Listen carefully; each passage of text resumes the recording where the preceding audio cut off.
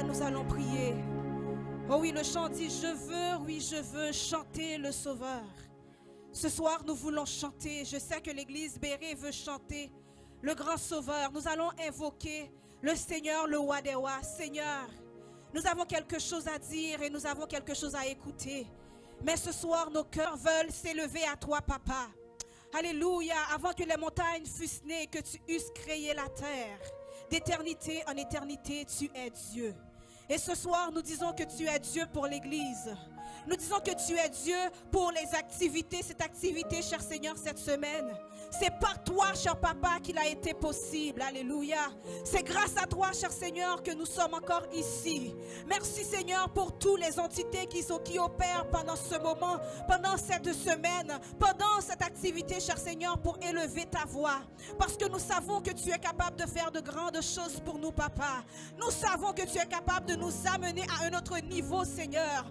Nous savons que tu es capable de nous faire comprendre d'une autre dimension ta volonté, cher Papa, et de rester en ta présence. Ce soir, nous ne voulons pas nous conformer au siècle présent, mais nous voulons préférablement que nous soyons transformés par le renouvellement. Seigneur, ce soir, viens parler à nos cœurs. Seigneur, ce soir, viens dire un mot à nous, cher Papa. Si nous sommes ici et nous avons besoin de toi, nous savons que tu es le Dieu de paix. Tu es le Dieu qui donne la paix. Tu es le Dieu qui est capable de restaurer les cœurs et les âmes. Alléluia.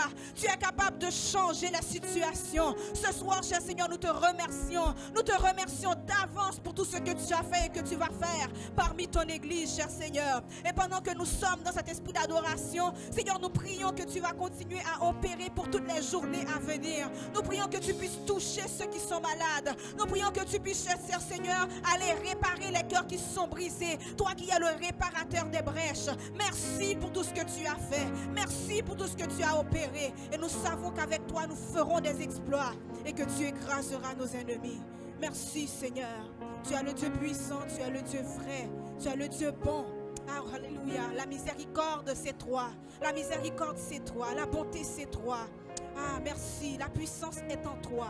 Merci pour tout ce que tu as fait. Merci pour tout ce que tu vas faire. Merci pour tout ce que nous allons prendre de toi à travers ton message, à travers cette fraternité, cher Seigneur. Nous allons apprendre encore de toi. Nous te remercions. Tu es le Dieu puissant, le Dieu vrai, par ton Fils Jésus, qui vit et qui règne au siècle des siècles. Amen. Je vous prie de vous mettre debout pour le respect de la parole. Je vous exhorte donc, frères, par les compassions de Dieu, à offrir vos corps comme un sacrifice vivant, saint, agréable à Dieu, ce qui sera de votre part un culte raisonnable. Ne vous conformez pas au siècle présent, mais soyez transformés par le renouvellement de l'intelligence, afin que vous discerniez quelle est la volonté de Dieu, ce qui est bon, agréable et parfait. Par la grâce qui m'a été donnée, je dis à chacun de vous de n'avoir pas de lui-même une trop haute opinion, mais de revêtir des sentiments modestes selon la mesure de foi que Dieu a départie à chacun. Car, comme nous avons plusieurs membres dans un seul corps, et que tous les membres n'ont pas la même fonction, ainsi, nous qui sommes plusieurs, nous formons un seul corps en Christ, et nous sommes tous membres l'un des autres. Puisque nous avons des dons différents, selon la grâce qui nous a été accordée, que celui qui a le don de prophétie l'exerce selon l'analogie de la foi. Que celui qui est appelé au ministère s'attache à son ministère, que celui qui enseigne s'attache à son enseignement. Et celui qui exhorte à l'exhortation, que celui qui donne le fasse avec libéralité, que celui qui préside le fasse avec zèle, que celui qui pratique la miséricorde le fasse avec joie. Parole du Seigneur. C'est le moment d'écouter le message de la parole de Dieu. Pasteur Léonard Clairvoy dans un mot de prière avant de céder le microphone à Pasteur Betty Germain pour le message de ce soir. Amen. Alléluia.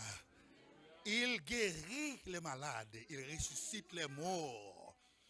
Alléluia. Nous te remercions, Seigneur, pour ce si bon moment, pour ce moment spécial de louange et d'adoration. Nous te remercions pour tes enfants. Merci, Seigneur, pour l'église Béret. Maintenant, Seigneur, parle. Tes serviteurs t'écoutent. À l'instar de Samuel, nous te demandons de parler et tes enfants t'écoutent. au nom de Jésus. Amen. Ça nous fait plaisir de céder le microphone à pasteur Betty Germain. C'est lui que le Seigneur a mandaté afin de nous délivrer le message de sa parole.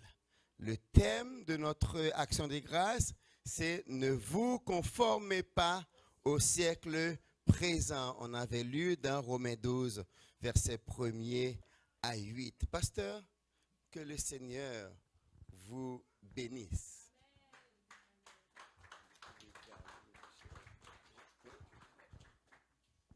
Que la paix de Dieu soit avec vous. Que le Seigneur vous bénisse. Que le Seigneur vous bénisse.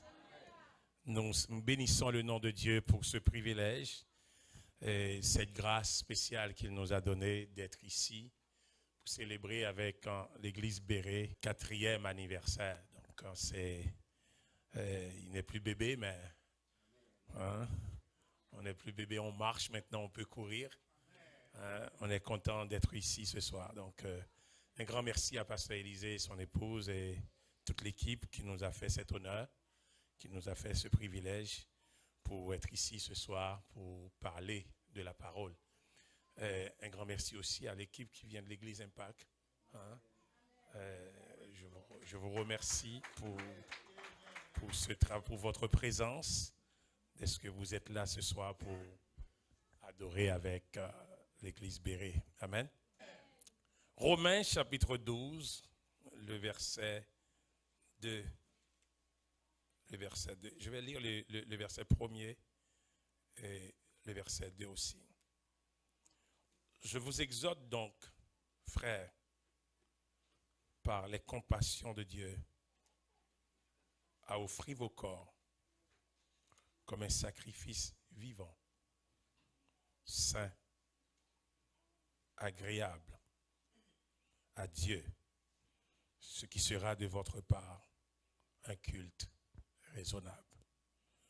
Ne vous conformez pas au siècle présent, mais soyez transformés par le renouvellement de l'intelligence afin que vous discerniez quelle est la volonté de Dieu, ce qui est bon, agréable et parfait.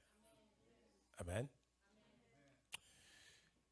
Et la lettre de Paul aux Romains, si on regarde l'ordre des livres dans le Nouveau Testament, on dirait qu'elle est la première des épîtres de Paul. On dirait. La majorité des épîtres de Paul portent le nom des destinataires. Mais celle-ci, l'épître de Paul aux Romains, eh bien, s'adresse à ceux qui sont à Rome. Comme Paul le dit, c'est bien-aimé de Dieu qu'il appelle à être des saints. Si on compte l'épître aux Hébreux, on dirait que Paul a écrit environ 14 lettres. Et on les classe souvent comme des lettres qui sont adressées à des assemblées, mais aussi, on les classe aussi comme des lettres qui sont adressées à des individus. Si on prend un Thessalonicien, Philippiens, c'est des lettres adressées à des assemblées. Mais si on prend des lettres adressées à Timothée, à Philémon, à Tite, donc c'est des lettres adressées à des individus. L'épître de Paul aux Romains est placée en premier dans le Nouveau Testament, non pas parce qu'elle était la première rédigée par Paul. Ce n'est pas parce que c'était la première épître rédigée par Paul, mais c'est plutôt parce que de l'avis de tous, cette épître-là est considérée comme un chef-d'œuvre de Paul. Un chef-d'œuvre, ça veut dire un travail extraordinaire. À la différence des autres lettres, Paul, ne s'adresse pas ici à un problème particulier qui se trouve dans une église. Souvent, quand Paul s'adresse à Corinthe, il y a un problème qu'il voulait s'adresser. Il s'adresse à Philippe, il y a un problème qu'il voulait pointer du doigt. Mais à l'épître de Paul aux Romains, ce n'est pas un problème particulier d'une assemblée que Paul voulait toucher. Mais plutôt, Paul voulait globaliser ce qu'on appelle la déclaration de foi, qui est basée sur le christianisme. Et Quand on regarde l'épître de Paul aux Romains, on dit que ça se divise en 2 grandes parties. Les 8 premiers chapitres constituent ce qu'on appelle l'aspect doctrinal de ce chapitre, de cette lettre-là. Chapitre 1er, chapitre 2 jusqu'à chapitre 8, c'est l'aspect doctrinal. Chapitre 9 jusqu'au chapitre 16, c'est l'aspect pratique, eh bien, de cette lettre-là. Donc, Paul ne parle pas seulement, mais il appelle aussi ses lecteurs. Il m'appelle, il m'interpelle, il vous interpelle à pratiquer ce qu'on sait. Ce n'est pas seulement à vivre dans la théorie, mais aussi à mettre en pratique la parole.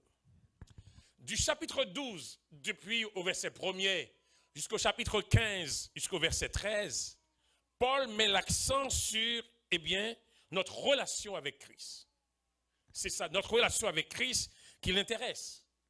Et si on regarde à partir du verset 1er, on voit qu'au verset 1er, Paul parle de la façon que vous et moi, nous devons traiter notre corps. Au verset 1er. Je vous exhorte donc, frères, à offrir vos corps comme un sacrifice. Mais au verset 2, Paul parle de notre niveau. Il transcende, il passe à l'esprit.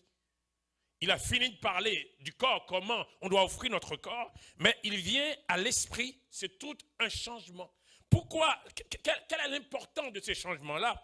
C'est parce que lorsque nous parvenons à amener notre esprit à penser comme ça doit, lorsque nous parvenons à ramener notre esprit à être focusé sur Dieu, notre corps va finalement obéir à ce que notre esprit pense.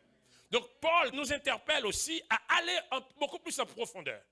Eh bien, à aller beaucoup plus en profondeur. Donc dans ce sens-là, il dit, eh bien, dans le verset 2, Paul fait suivre un ne pas avec un faire. Qu'est-ce que je voulais dire? C'est comme si Paul rentre, eh bien, un commandement négatif. Le commandement négatif, ne se conformez pas. Et il va avoir un commandement positif où il va nous demander, eh bien, de se transformer, de nous laisser transformer par le renouvellement du Saint-Esprit. Donc, se conformer, ça veut dire prendre la forme de. Je ne vais pas rentrer dans le mot grec, mais le mot grec signifie former selon un modèle, selon un moule. Eh bien, former selon un modèle, selon un moule. Donc, c'est un modèle bien déterminé. Ou encore agir en accord avec les standards. Quand on dit se conformer selon un modèle, se conformer selon un groupe, se conformer selon une société, c'est agir selon les modèles de cette société-là, c'est agir selon les standards de cette société, c'est agir selon les pratiques qui existent au niveau de cette société. Si vous mettez de l'eau dans un verre, l'eau va prendre la forme du verre. C'est de manière automatique. Si le verre est cylindré, l'eau va avoir la forme cylindrique. C'est tout à fait normal. Si le verre est carré, même s'il n'y a pas de verre carré, il y en a. OK. Donc le verre va prendre la forme. Mais si l'eau n'accepte pas de prendre la forme du verre, le choix qu'il a, c'est de sortir du verre. Mais s'il est capable de sortir. S'il est capable de sortir. Donc, en d'autres termes, Paul nous interpelle à faire attention avec le moule dans lequel nous sommes entourés. Faire attention avec le modèle dans lequel vous et moi, nous nageons, nous pataugeons non plus. Faire attention à cette façon de penser où nous se trouvent, eh bien, qui veulent nous influencer, qui veulent nous dominer. Et le même terme, se conformer, va se retrouver aussi dans la lettre de Pierre, dans 1 Pierre chapitre 1er, verset 14. Et Pierre va appeler à se conformer par rapport à des pensées négatives. Pierre dit comme des enfants obéissants, ne vous conformez pas aux convoitises que vous aviez autrefois quand vous étiez dans l'ignorance.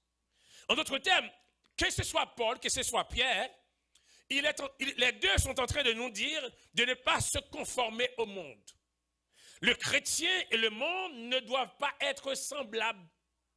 Si nous sommes arrivés dans un milieu où nous sommes semblables aux païens, il y a quelque chose qui ne marche pas. Il y a quelque chose qui ne fonctionne pas. Nous ne devons pas nous laisser pousser à suivre les coutumes corrompues, les principes impies, les plans d'action ou bien les mauvaises pensées des païens. Paul et Pierre nous interpellent à ne pas se laisser conformer ou bien pas formater dans ce monde-là, mais à aller vers l'avant, à suivre un autre modèle. Et c'est comme s'il nous dit, nous sommes un bateau qui est sur l'eau. Nous sommes un bateau qui est sur l'eau, mais nous ne sommes pas dans l'eau. Nous sommes un bateau qui est sur l'eau, mais nous ne sommes pas dans l'eau. En d'autres termes, nous sommes dans le monde, mais nous ne sommes pas du monde. En tant que chrétiens, nous devons modeler notre forme de vie, notre vie sur le Seigneur, et non pas sur les principes du monde. Et non pas sur les principes du monde. Vous savez une chose? La conformité présente le moins de problèmes aux chrétiens. C'est le moins de problèmes. Pourquoi? C'est la voie qui demande la moindre résistance. La conformité. C'est la voie qui demande la moindre résistance. Ou c'est le moyen le plus simple, le plus facile aussi de gagner l'acceptation de quelqu'un. C'est le moyen le plus simple aussi, eh bien, d'éviter toutes sortes de critiques. C'est le moyen le plus simple, eh bien, de se sentir allié, de se sentir accepté, de se sentir, eh bien, privilégié par rapport à un groupe. Lorsque quelqu'un essaie d'être différent, cette personne va faire face, eh bien, à des choses qui vont être difficiles. Lorsque quelqu'un essaie d'être différent, il attire l'attention. Lorsque vous voulez vivre de façon différente, vous attirez l'attention. Cette attention peut provoquer des réactions négatives. Cette attention peut provoquer aussi des admirations. Mais ça va attirer l'attention. Lorsque Shadrach, Meshach et Abednego refusaient de se conformer à ce que le monde, eh bien, de se conformer aux lois qui étaient appliquées à l'époque, à ce que le monde faisait devant la statue dorée de Nebuchadnezzar, tout le monde, eh bien, se mettait à genoux. Donc, lorsque ces trois jeunes garçons refusaient de se conformer au modèle qui était beaucoup plus commun, au modèle qui était tout accepté, au modèle que tout le monde eh bien, était prêt à obéir à ça, lorsque ces trois jeunes Hébreux acceptaient de ne pas se conformer, il était vu de tout le monde. Tout le monde les voyait. Tout le monde les voyait. Et non seulement tout le monde les voyait, donc, et pendant ce temps, les autres personnes sont courbées, mais ils ont resté debout. Le fait qu'ils ont resté debout, leur non-conformité a suscité une attention. Leur non-conformité a suscité aussi des réactions et des réactions immédiates. Ce n'est pas des réactions qui attendaient le lendemain. Ce n'est pas des réactions qui attendaient une semaine. Non. La réaction était immédiate. Pourquoi? Parce que ces jeunes gens refusaient de se conformer aux principes qui étaient eh bien, appliqués, refusaient de se conformer aux lois que le roi Nebuchadnezzar avait imposées. Donc des réactions immédiates de la part du peuple, des réactions immédiates de la part du roi lui-même. Et ce n'était pas un simple roi. Parce qu'à l'époque, on peut considérer Nebuchadnezzar comme quel président à l'époque maintenant? On n'a pas de l'empereur maintenant. Mais c'était, bon, oui, on peut dire ça, oui. On peut dire ça. C'était le roi le plus puissant au monde. Vouloir défier la loi du roi le plus puissant du monde, ça a un prix à payer. Donc, la non-conformité a un prix. Mais la conformité, c'est la chose la plus facile. Parce que vous faites comme tout le monde. Vous agissez comme tout le monde. Vous comportez comme tout le monde. Il n'y a aucun problème avec ça. Le problème de la voie du conformisme, ça établit une relation étroite entre celui qui se conforme et le monde. Ça établit une relation. Automatiquement, vous vous conformez, eh bien, il y a une relation qui est bâtie, qui est construite entre vous et le monde. Et cette relation-là, Jacques va l'appeler d'une façon, Jean va l'appeler d'une façon. Jacques l'appelle être ami du monde. C'est comme ça que Jacques appelle ça. La relation qui est établie entre le conformisme eh bien, et le monde, eh bien, vous devenez amis du monde. Jacques dit en Jacques chapitre 4, verset 4, il dit, vous adultères, ne savez-vous pas que l'amitié du monde est inimitié contre Dieu? Celui donc qui veut être ami du monde est l'ennemi de Dieu. Donc Jacques l'appelle à être ami du monde. Jean l'appelle aimer le monde. Lorsque vous êtes prêt à vous conformer à tout ce que le monde vous offre, vous êtes devenu ami du monde. Vous êtes devenu quelqu'un qui aime le monde. Jean dit en 1 Jean chapitre 2, verset 15-16, n'aimez pas le monde, ni les choses qui sont dans le monde. Si quelqu'un aime le monde, l'amour du Père n'est pas en lui. Car tout ce qui est dans le monde, la convoitise, La convoitise de la chair, la convoitise des yeux et l'orgueil de la vie ne viennent pas du Père, mais viennent du monde. Convoitise de la chair, convoitise des yeux et l'orgueil, ça vient du monde. La relation, selon les textes de Jean ou bien de Jacques, la relation étroite que forge notre conformité au monde est incompatible avec notre relation avec Dieu. Ça ne marche pas. Ça ne marche pas. Et je vais vous ramener quelques modèles, quelques conséquences par rapport à qu'est-ce que ça peut apporter. La conformité au monde a entraîné la chute de la famille de Lot. La conformité au monde a entraîné la chute de la famille de Lot. Lot, qui était le neveu d'Abraham, lorsqu'il quitta Abraham avec sa famille et ses troupeaux, la Bible dit qu'il dressa ses tentes vers Sodome. Et au chapitre 14, on dit que Lot habitait déjà à Sodome. Et la Bible même allait plus loin pour dire que Lot avait déjà probablement, une responsabilité. Lot était considéré comme une autorité de la ville. En conséquence, Lot finit par être prisonnier dans les batailles menées par les rois de l'Est contre Sodome et Gomorrhe. Il va être prisonnier parce qu'il faisait partie de ce groupe-là. Il était tellement bien intégré, si je peux garder le mot qu'on utilise aujourd'hui pour parler des immigrants. Lot était tellement bien intégré à Sodome et Gomorrhe. Lot était un des leurs. Sa famille était un des leurs. L'intégration était bien faite. L'intégration était totale. Donc, c'est l'image d'un chrétien compromettant qui est blessé et qui se trouve entre deux feux, entre factions libérantes dans le monde. Donc, l'on va se retrouver au cœur d'une bataille, au cœur des combats, parce qu'il était quand même l'autorité de la zone.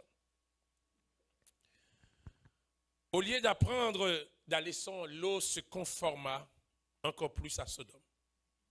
La Bible dit dans Genèse chapitre 19, verset 1er, il est assis à la porte de Sodome. Ça veut dire qu'il est devenu un membre reconnu de la communauté. Il est devenu un membre reconnu de la communauté. Donc, entre la communauté et Lot, il n'y a pas de distinction.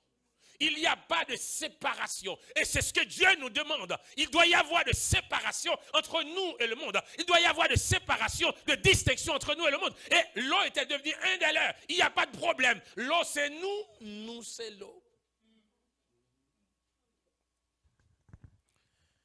L'histoire de Lot se termine tragiquement avec la perte qu'il a subie lorsque Dieu a détruit les deux villes à cause du caractère pécheur de ce ville-là. Bien que Lot ait survécu, mais sa femme a été transformée en statue seule. Lorsque sa femme a regardé avec envie la ville Sodome qu'elle a laissée en arrière. Vous savez, notre Dieu est un Dieu de grâce. Si Dieu a pu faire sortir Lot et sa famille de Sodome, c'est grâce à l'intercession d'Abraham. Je vous dis, ne cessez jamais de prier pour quelqu'un que vous voyez qui est en train de s'éloigner de Dieu. Qui a oublié sa trace, qui a oublié son identité, qui a oublié son appel, qui a oublié sa vocation, mais qui se laisse aussi aller vers l'influence, qui veulent se conformer aux autres. Ne cesse jamais de prier pour ces gens. Abraham intercéda devant Dieu. Abraham parla avec Dieu. Mais Lot a subi quand même la conséquence. La famille de Lot va être bien déstabilisée, va être déraillée. Sa femme va devenir statue seule. Et vous savez, Lot va rentrer dans sa ville avec ses deux filles. Vous connaissez l'histoire. Vous connaissez qu'est-ce qui allait se passer. Comment ça allait être transformé, comment ça allait devenir. Et ces gens-là vont devenir des ennemis acharnés d'Israël. C'est important de comprendre, de saisir ces situations-là. Lot, la conformité au monde va amener la chute de la famille de Lot. Deuxième chose, c'est que la conformité au monde aussi a provoqué la chute d'Israël à l'époque des juges. C'est la conformité, parce qu'ils veulent se conformer. Le monde auquel Israël était confronté était le monde des Cananéens. Ce monde des Cananéens qui avait ses propres cultures, ce monde qui avait ses propres coutumes, ce monde qui avait ses propres pratiques idolâtres. C'est avec ce monde-là que Israël va affronter. Tout comme vous et moi, nous sommes ici au Québec. Québec a ses cultures. Québec a sa valeur. Québec a ses pratiques. Nous sommes ici au Québec. Nous sommes été appelés aussi à ne pas se laisser influencer par les pratiques, par les cultures du Québec. En venant ici ce soir, j'étais dans ma voiture, j'ai entendu un sujet qui fait débat aujourd'hui dans les écoles.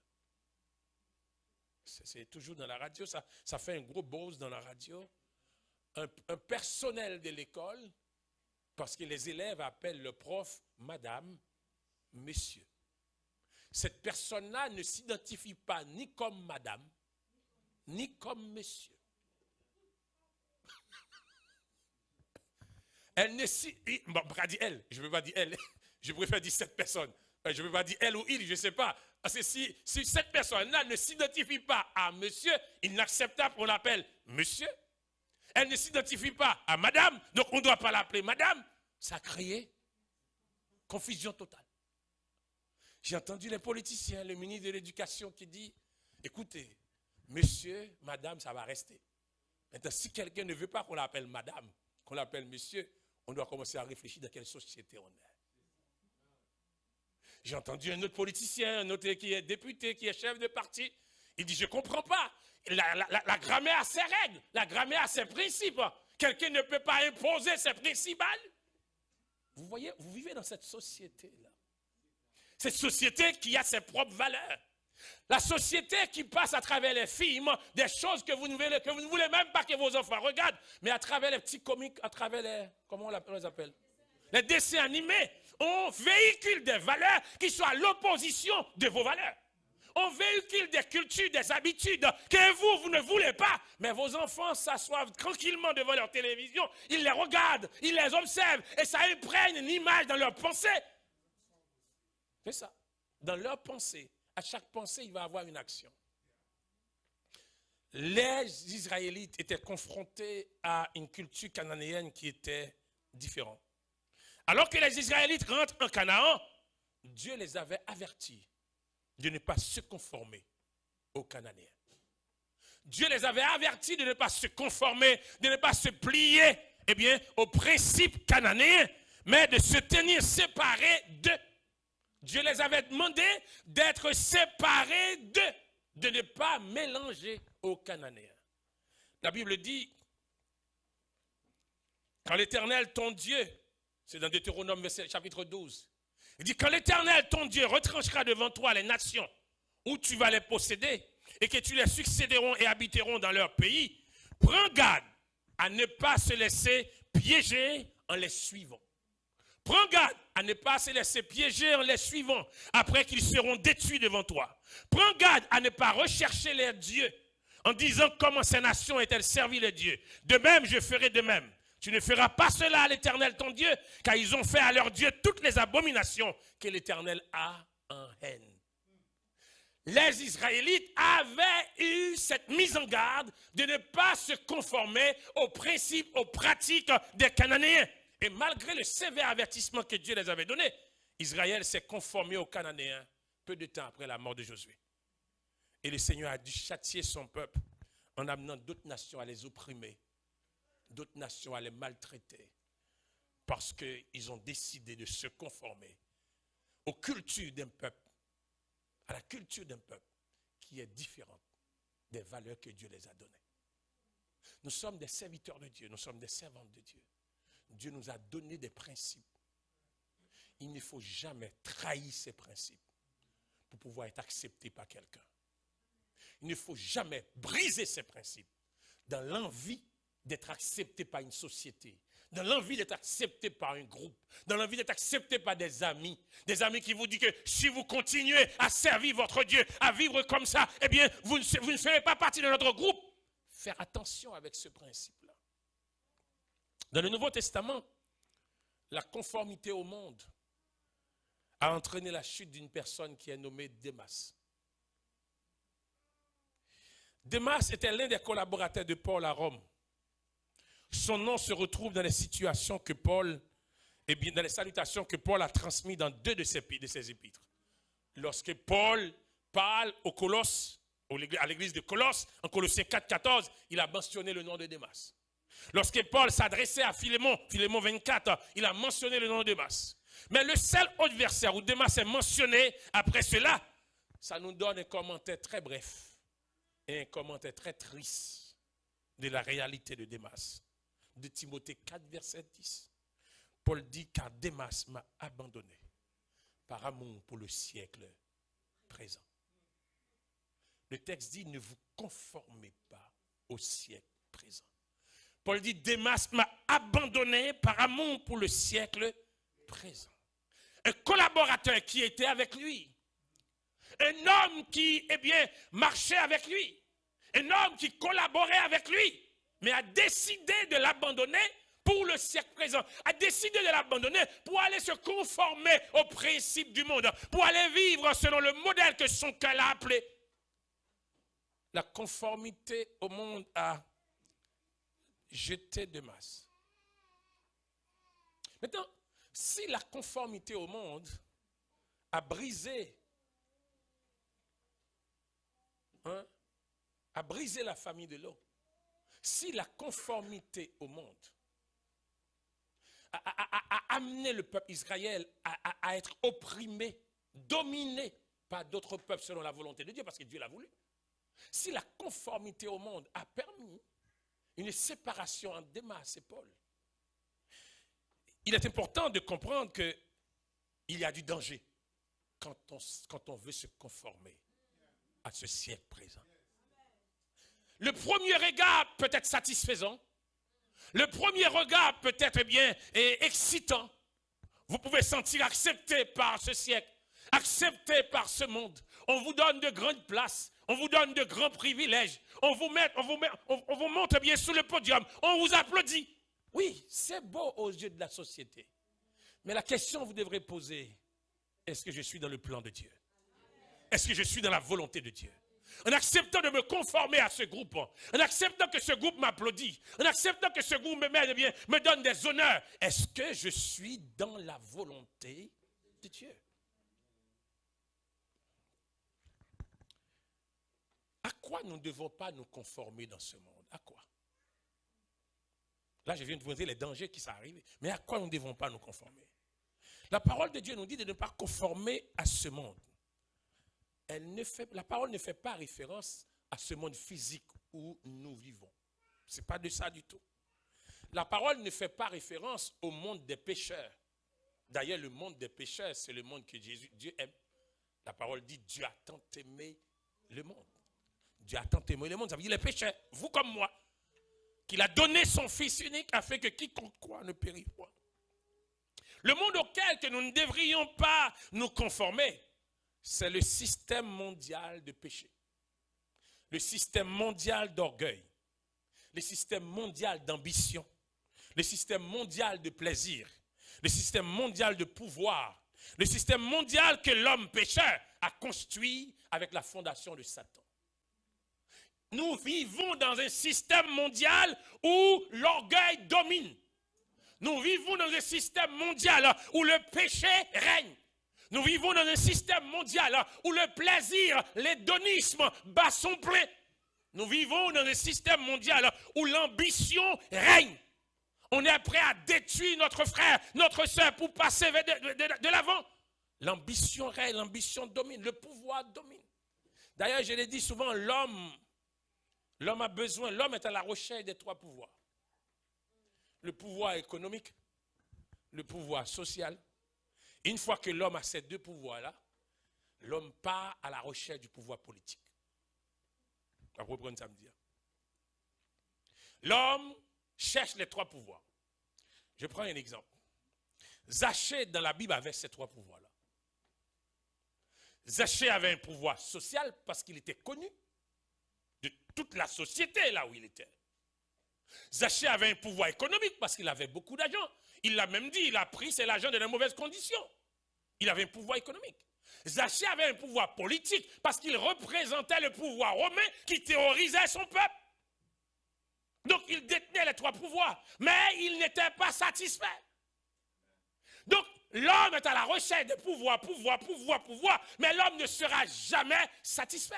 Lorsqu'un chrétien part à la recherche de pouvoir, lorsqu'un chrétien part à la recherche du pouvoir social, vous voulez être connu, c'est beau, mais faites-le selon le plan de Dieu. Lorsqu'un chrétien part à la recherche de pouvoir économique, vous voulez avoir beaucoup d'argent, c'est beau, mais faites-le selon la volonté de Dieu. Lorsqu'un chrétien part à la recherche de pouvoir politique, c'est merveilleux. Si vous avez de bonnes intentions pour changer le monde, faites-le selon l'appel que Dieu vous a donné. Là, le monde est dominé par la recherche de pouvoir. On veut supplanter l'autre. On veut détruire l'autre. Voilà le type de monde que la Bible nous interpelle à ne pas se conformer là-dedans. Dieu nous appelle à vivre en communauté. Dieu nous appelle à vivre en tant que frères. Dieu nous appelle à vivre comme des serviteurs, des servantes de Dieu. Il faut éviter de vivre comme des ennemis. Nous ne sommes pas des concurrents.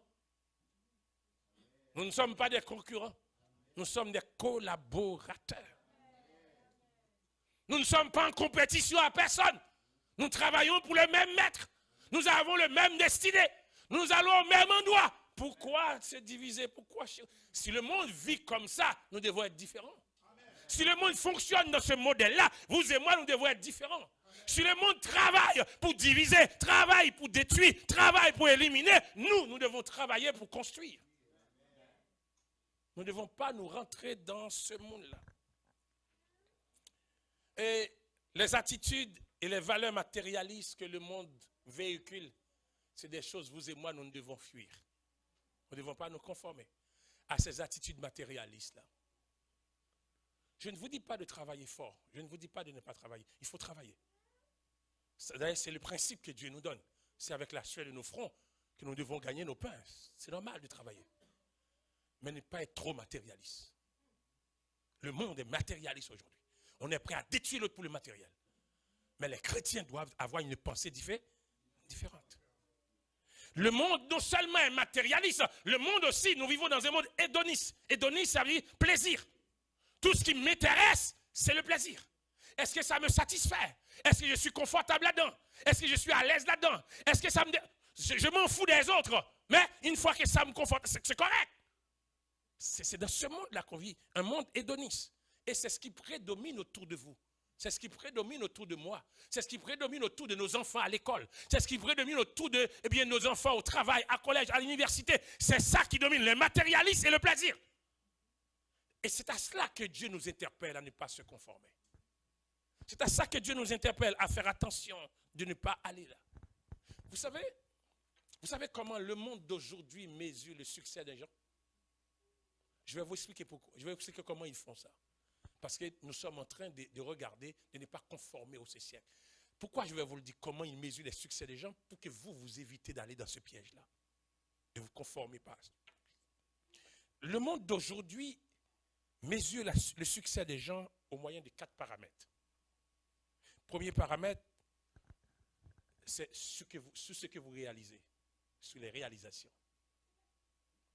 Quand je dis sur les réalisations, le monde nous dit que la plus grande règle de la vie est que chacun peut obtenir ce qu'il veut à la fin. C'est le monde qui dit ça. Chacun peut obtenir ce qu'il veut à la fin. Donc, peu importe les moyens que j'utilise pour obtenir ce que je veux, c'est correct. Si je détruis des gens pour obtenir ce que je veux, c'est correct. Si je mets mes pieds sous le cou de l'autre pour passer pour avoir ce que je veux, c'est correct. Ça, c'est le monde. Ce qui est important, c'est que les gens, le monde voit que j'ai réussi. Ce qui est important, c'est que le monde voit que j'ai du succès. Et on attend constamment de ceux qui travaillent qu'ils se conforment à des normes très élevées de réussite en matière de respect des délais, d'amélioration, etc. Et quand on rentre dans ce concept-là, même à l'école, on véhicule cette idée-là. À l'école, dans nos enfants, on incule nos enfants cette idée-là. Et partout où nous allons, nous sommes toujours testés. Nous sommes toujours testés, jugés, examinés, évalués en fonction de ce que vous avez réalisé. tester, juger, évaluer, examiner en fonction de ce que vous avez réalisé. Vous êtes accepté dans un milieu si vous avez atteint un certain niveau de réussite. Ou bien vous êtes rejeté dans un milieu si vous n'avez pas atteint un certain niveau de réussite. C'est ainsi que le monde perçoit notre valeur. C'est ainsi que le monde. Et si on juge le monde comme ça, tout le monde n'est pas appelé à réussir de la même façon.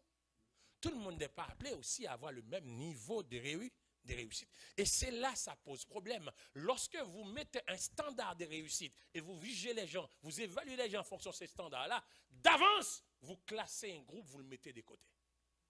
Parce que tout le monde n'a pas ce même standard-là.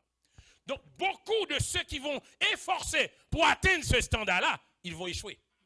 Et quand ces gens-là sont échoués, qu'est-ce qui découle? C'est là que vous voyez les suicides. Parce que la personne n'a pas réussi à atteindre le niveau qu'il souhaitait. Et puis la personne se culpabilise. Dit, je ne vaux rien. Je ne sers à rien. Je n'ai pas pu arriver là. J'ai écouté dernièrement une entrevue à la Radio-Canada. Une jeune fille à 16 ans qui faisait du athlétisme. Mais ça n'a pas marché. Donc, elle luttait pour aller aux Jeux Olympiques. Ça n'a pas été le cas. Et puis, elle se culpabilisait. Pensait qu'elle ne sert à rien. Elle ne vaut rien. Elle ne sera pas utile à rien. Et puis, elle est sombrée dans l'alcool, elle est sombrée dans le drogue, elle est sombrée dans tout ce qui n'est pas normal. Pourquoi? Parce qu'elle se dévalorise elle-même. En fonction de quoi? En fonction du standard que le monde a mis. Et ce standard-là qui va permettre de l'évaluer, cette jeune fille-là, puisqu'elle n'a pas réussi à passer la barre, eh bien, cette jeune fille-là est sombrée dans la drogue. Vous savez ce que la parole de Dieu nous enseigne? De ne pas avoir une telle estime pour les réalisations humaines. C'est la parole de Dieu qui nous dit de ne pas avoir une telle estime pour les réalisations humaines. En Jérémie chapitre 9, verset 23, verset 24, le prophète Jérémie dit ceci. C'est l'Éternel qui parle. Ainsi parle l'Éternel, que le sage ne se glorifie pas de sa sagesse. Que le fort ne se glorifie pas de sa force. Que le riche ne se glorifie pas de sa richesse. Mais que celui qui veut se glorifie d'avoir de l'intelligence et de me connaître. Si quelqu'un veut m'évaluer, c'est bien en relation avec mon Dieu, oui, je suis prêt à aller vers là. Mais ne me juge pas sur mes réalisations matérielles. Ne me value pas à ce niveau-là. Parce que ce n'est pas là que Dieu m'attend. C'est pas ça que Dieu attend de moi. Hein? Que celui qui se glorifie peut se glorifier d'avoir de l'intelligence et de me connaître. Ma gloire, c'est d'avoir été au pied de Dieu et c'est d'avoir une relation avec ce Dieu-là. C'est ça mon bonheur. C'est ça qui fait ma vie. Mais les richesses, les réalisations d'aujourd'hui, je vais tout laisser. Les réalisations d'aujourd'hui, je vais tout quitter. Les succès d'aujourd'hui, je vais tout quitter. Ne rentrez pas dans ce monde pour juger les autres en fonction de leur réalisation. Ne rentrez pas dans ce monde pour juger les autres en fonction de ce qu'ils possèdent. Ne rentrez pas dans ce monde pour juger les autres en fonction de leur connaissance. Ne rentrez pas dans ce monde pour juger les autres en fonction de leur rang social. Mais au contraire, regardez tout le monde comme des enfants de Dieu. Comme des œuvres, comme des chefs-d'œuvre de Dieu. Et c'est ce que Dieu nous appelle. Nous sommes son chef-d'œuvre. Comme des chefs-d'œuvre de Dieu. Vous pouvez être paralysé, mais vous êtes un chef-d'œuvre pour Dieu. Vous pouvez être ignorant, mais vous êtes un chef-d'œuvre pour Dieu. Vous pouvez ne pas avoir beaucoup d'argent, mais vous êtes un chef-d'œuvre pour Dieu. Vous pouvez ne pas avoir de bonnes relations, mais vous êtes un chef-d'œuvre pour Dieu. Et chaque fois que vous et moi, en tant que serviteurs, servantes de Dieu, nous voyons les gens avec ce regard-là, avec cette pensée-là, nous sommes dans la volonté de Dieu. Nous sommes à côté du modèle du monde. Nous sommes à côté du règle des mondes. Nous sommes au pied du maître avec la volonté du maître. La première façon, c'est en fonction des réalisations des gens. Une autre façon que le monde utilise pour mesurer le succès d'une personne, c'est son apparence. Et aujourd'hui, vous savez qu'est-ce qui se passe? Le fait que les gens se jugent souvent les uns les autres sur les caractéristiques physiques, sur leur personnalité, sur leur image publique, qu'est-ce qu'on constate? On constate une augmentation significative des annonces dans les journaux pour les programmes d'amincissement. Ouais, c'est parce que l'apparence compte beaucoup. Programme d'amincissement. les soins esthétiques, les liftings, etc. Bon, j'en passe. Vous connaissez les autres. Hein? Ceux qui vont passer des grandes opérations pour augmenter ça, Vous connaissez les tout. Vous connaissez tout. Hein? Les soins esthétiques. Donc, c'est des choses que, en raison, pourquoi ils font tout ça? Beaucoup veulent les avoir. Pourquoi? En raison de la croyance commune, selon laquelle leur apparence leur apporte amour et acceptation. C'est la croyance commune. C'est tout le monde croit que mon apparence va forcer les gens à m'aimer, va forcer les gens à m'accepter. L'amour et l'acceptation. On est à la recherche de ça. Et puisqu'on est à la recherche de ça, on est prêt à investir des millions pour changer notre apparence, pour changer notre forme, pour changer notre visage, pour changer tout notre corps, parce qu'on veut être aimé, on veut être accepté. C'est ça le monde du monde. Le monde est en train de nous amener dans ce monde-là. Hein, vous voulez être accepté du monde? Eh bien, il faut avoir une forme. Il faut avoir un visage. Il faut avoir un style. Il faut avoir une apparence. C'est ça qu'on vous demande. Et je vais vous dire une chose. Si vous consacrez beaucoup de temps, beaucoup d'argent à votre apparence extérieure, et si vous vous sentez déprimé de jour en jour par votre apparence, soyez prudent. Si vous vous sentez déprimé par votre apparence, vous n'aimez pas votre apparence. Vous voulez se conformer au modèle que vous voyez à votre côté. Vous voulez être semblable à celle-là ou bien à celui-là qui est votre collègue de travail. Vous voulez être semblable à celle-là ou bien à celui-là qui est votre patron, votre patronne. Faites attention. Non seulement vous voulez être semblable, peut-être c'est une bonne intention, mais si vous voyez vous êtes en train de déprimer, sombrer dans la dépression parce que vous n'aimez pas votre apparence, faites attention parce que cela signifie que vous vous conformez aux normes mondiales du succès, non pas aux normes de Dieu. Vous vous conformez aux normes mondiales du succès, non pas aux normes de Dieu. Faites attention. Et ceux qui travaillent doivent également veiller à se conformer aux normes mondiales. Qu'est-ce qui arrive? Aujourd'hui, le monde est en train aussi de nous garder occupés. Le monde a construit un modèle, un moule. Si vous ne faites pas attention, vous rentrez dans ce moule-là, eh bien, vous vous trouvez dans un modèle très occupé. Et il y a de nombreux chrétiens aussi qui passent des heures à travailler. Ils travaillent pour avoir plus d'heures supplémentaires, pour entreprendre des projets, pour faire d'autres choses. Les apparences ne valent pas grande chose aux yeux de Dieu. Le monde vous fait croire que ça vaut le coup, mais les apparences ne valent pas grande chose aux yeux de Dieu. Ce n'est pas ça qui va impressionner Dieu. Ce n'est pas votre apparence. Ne vous laissez pas mouler dans cette situation, dans cette direction-là. Ne vous laissez pas conformer dans cette direction-là. La Bible dit, lorsque Dieu a envoyé Samuel à la maison d'Élie pour aller oindre un roi, Samuel arriva chez Élie. Samuel voya des géants, des hommes qui avaient de belles apparences, des hommes qui avaient de beaux portraits, des hommes qui semblaient des rois. Il avait le prototype de roi selon le monde. Il avait le portrait, il avait bien le style du roi selon le monde. Mais il n'avait rien de style du roi aux yeux de Dieu. Le monde a ses modèles. Dieu a ses modèles. Le monde a sa forme. Dieu a sa forme. Le monde a son parcours. Dieu a son parcours pour ses enfants. Le monde a son échantillon. Dieu a ses échantillons aussi. Samuel était impressionné parce qu'il voyait à la maison d'Élie. Dieu dit à Samuel, fais attention. Fais attention. Mon roi n'est pas là. Vous regardez à l'apparence. Mais moi, je regarde au cœur. Le jour où moi, vous et moi, nous arrivons à regarder les gens selon leur profondeur de cœur, selon leurs relations avec Dieu, selon leur attachement avec Dieu, sans porter attention à leur apparence, ça va tout changer dans notre conception. Mais le fait que nous nous laissons aller dans le monde du monde, le monde croit dans cette apparence. Et là, la Bible nous interpelle à ne pas se laisser conformer au siècle présent. Troisième façon. Le monde mesure le succès de quelqu'un par sa richesse.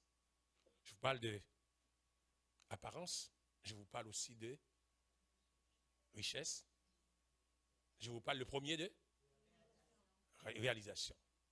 Richesse. Est-ce qu'il y a quelque chose de mauvais dans la richesse? Il n'y a rien de mauvais là-dedans. Mais le problème, c'est que les médias nous présentent les gens qui sont riches comme les personnes les plus prospères et les plus respectées au monde. C'est comme ça que les médias nous les présentent. Je vous ai parlé tout à l'heure des trois pouvoirs. Il fut un temps ici, il y avait un homme ici, il existe encore ici au Québec, qui avait beaucoup d'argent. Le pouvoir économique, il l'avait. Qui était très connu. Le pouvoir social, il l'avait. Il a voulu avoir le pouvoir politique. Il s'est rentré dans un parti politique. Il est élu comme député. Il voulait être chef de parti, mais ça n'a pas marché. Et puis, il s'est reculé. Vous savez de qui je parle.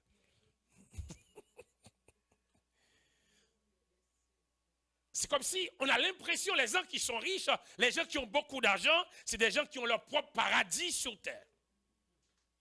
Souvent, je me laisse aller, vous vous laissez aller. J'aurais aimé comme cette personne.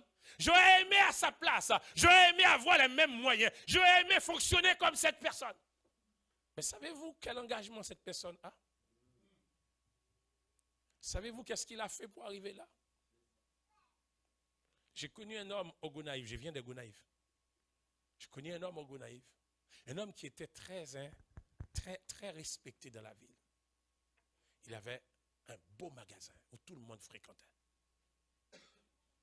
Des employés qui travaillent dans le magasin. Sa femme qui s'asseyait dans le magasin, qui supervisait les employés qui travaillent, des gens qui rentrent, qui achètent. Et puis lui, il est dans la rue, il circule. Cette personne-là avait une obligation. C'était quoi son obligation? Il a le droit de manger une banane par jour à midi. Si à midi passe, il ne l'a pas mangé, il doit attendre demain. Mais tout le monde qui le regarde dans la ville, on aimerait être à sa place. S'il a beaucoup d'argent. Je me rappelle, à une époque, je terminais ma classe de philo, je donnais des leçons dans la ville, des leçons particulières dans la ville. Donc, il y a des gens qui envoyaient leurs enfants, venaient prendre des leçons particulières. Et il y avait une fille qui venait prendre ses leçons avec son chauffeur privé.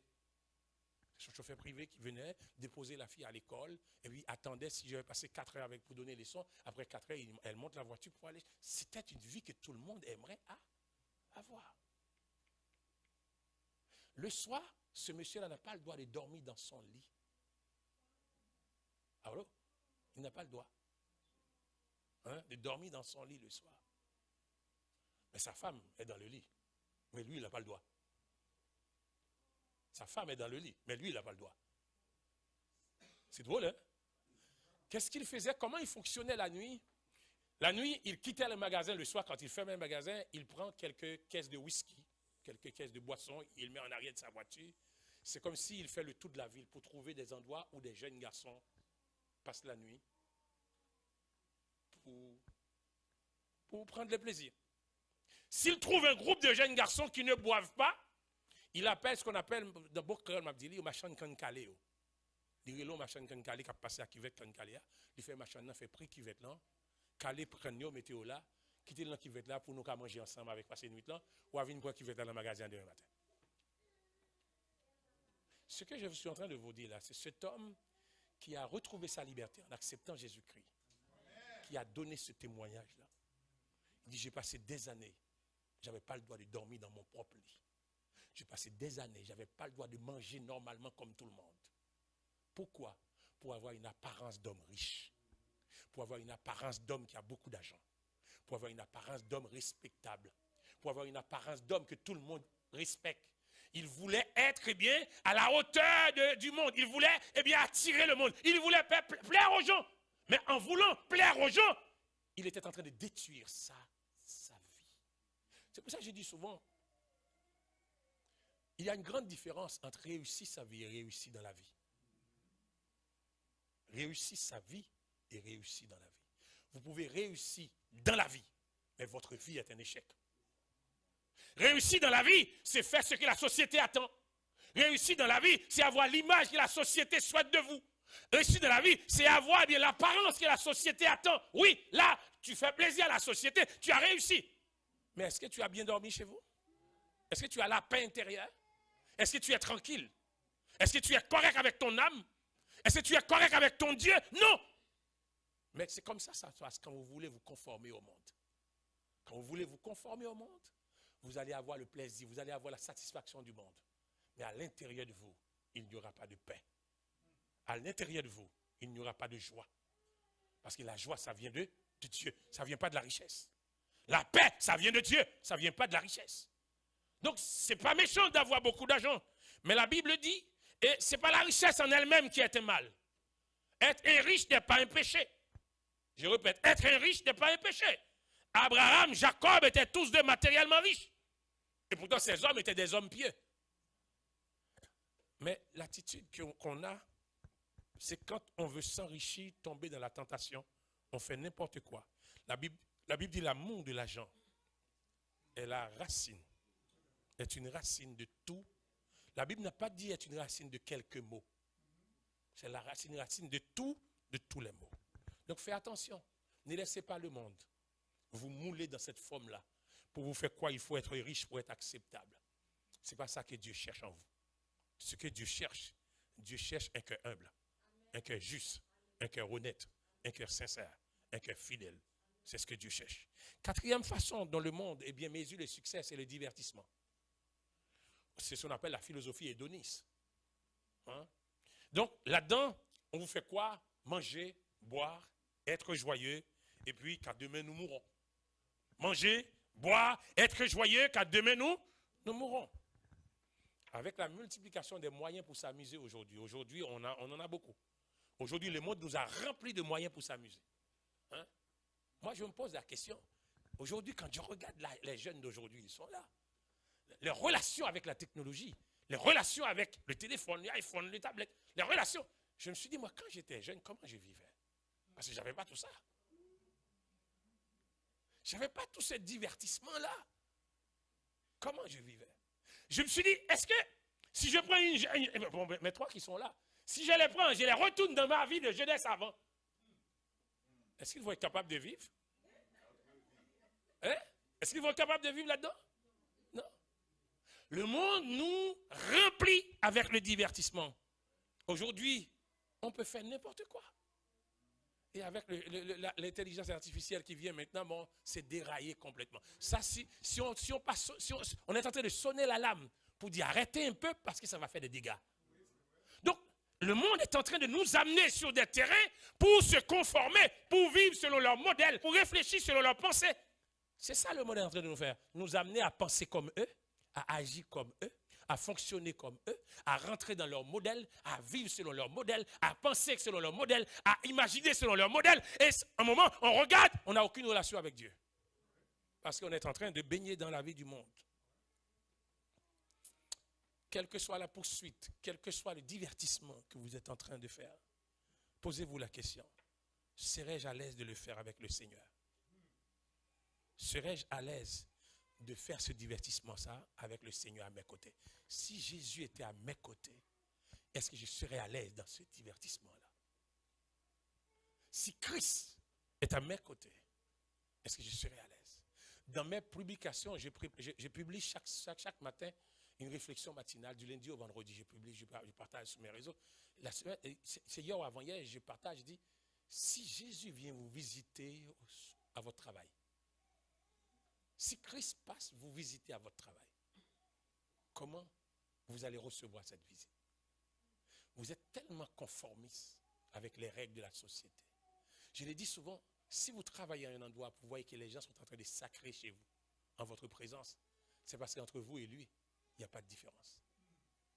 Si vous voyez que les gens sont en train de sacrer facilement, en votre présence, à la table, là où vous dînez, à la cafétéria, vous voyez les gens sont en train de sacrer facilement devant vous, en votre présence, il y a quelque chose qui ne marche pas. C'est parce que vous êtes déjà conformé avec ce modèle-là. Pour cette personne-là, il n'y a pas de problème, on peut sacrer en sa présence parce qu'il n'y a rien de différent. Nous sommes les mêmes, nous sommes pareils. Mais si cette personne-là voit une différence en vous, avant de faire cette bêtise-là, il va vous dire, excusez-moi, excusez. Ou bien s'il a eu le temps de le faire sans vous excuser, il va vous excuser après. Pourquoi? Parce que cette personne-là voit en vous que vous ne fonctionnez pas dans le même moule que lui. vous ne marchez pas selon le même modèle que cette personne-là. Vous ne vivez pas, vous ne pensez pas selon le même modèle. Donc, c'est comme ça, il va vous respecter. C'est comme ça, le témoignage va passer. C'est comme ça, le modèle va passer. Et c'est pour cela, quand Paul nous appelle à ne pas se conformer au siècle présent, même dans nos langages aussi, il faut faire attention. Quand vous parlez, quel type de langage vous utilisez? Quel type de réflexion que vous faites? Est-ce que vos réflexions, c'est des bêtises? Vos langages, c'est des bêtises? Est-ce que vos langages, ça fait rire aux gens parce que c'est des choses obscènes que vous prononcez? Quel type de langage que vous parlez? Ne vous conformez pas au siècle présent. De quelle action mêlez-vous? De quel champ mêlez-vous? Vous travaillez dans un endroit, les gens volent, vous volez aussi. Vous travaillez à un hôtel, les gens sortent avec des draps, avec des serviettes dans leurs valises, vous en prenez aussi. Mais dans quel moule fonctionnez-vous? Ne vous conformez pas. Vous êtes des modèles. Vous êtes lumière. Vous êtes le sel. Vous savez, j'ai prêché ce message dernièrement. Jésus-Christ dit, quand le sel perd sa saveur, avec quoi la lui rendra-t-on? Il ne sait qu'à être jeté dehors. Et j'aime le déguis qui est ajouté. Il y a un déguis qui est ajouté. À être foulé aux pieds. J'ai dit aux gens, aujourd'hui, il y a des choses qu'on jette dans la rue. Après quelques heures, il y a quelqu'un qui le reprend. Il n'est pas foulé aux pieds. Il y a quelqu'un qui le reprend. Ça veut dire qu'il va avoir une autre vie. Il va avoir une autre utilisation. Mais quand la Bible dit, il ne sait qu'à fouler aux pieds, ça veut dire que c'est le rejet total. C'est le rejet. Il n'y a personne qui va l'utiliser. Vous imaginez quand vous vous conformez au modèle de ce monde, vous perdez votre valeur. Vous perdez votre identité. Vous perdez votre image. Je dis souvent aux gens, un païen qui pêche, il révèle son identité. Mais un chrétien qui pêche, il cache son identité. Pourquoi je dis ça? Parce que le païen qui pêche, c'est tout à fait normal. Il est le fils du diable. Le diable pêche depuis le commencement. Ça veut dire que c'est sa nature de pécher. C'est sa nature de mentir. C'est sa nature de voler. C'est sa nature de faire ce qui est mal. Donc en faisant ce qui est mal, il relève son identité. Il manifeste son identité. Mais vous, comme croyant, votre nature, ce n'est pas de pécher. En péchant, vous cachez votre identité. En péchant, vous vous conformez au modèle du monde. Le monde le fait, je le fais aussi. Le monde vole, je vole aussi. Le monde ment, je mens aussi. Le monde détruit les gens, je détruis les gens aussi. Peut-être vous ne tuez pas les gens avec des armes, vous les tuez avec votre langue. Vous ne tuez pas les gens avec des armes, vous les tuez avec d'autres stratégies. Mais que vous utilisez d'autres stratégies, c'est tuer encore. Donc c'est important de voir qu'on ne peut pas juger les gens sur leur réalisation. Parce que le monde qui fait ça ne rentre pas dans ce modèle-là.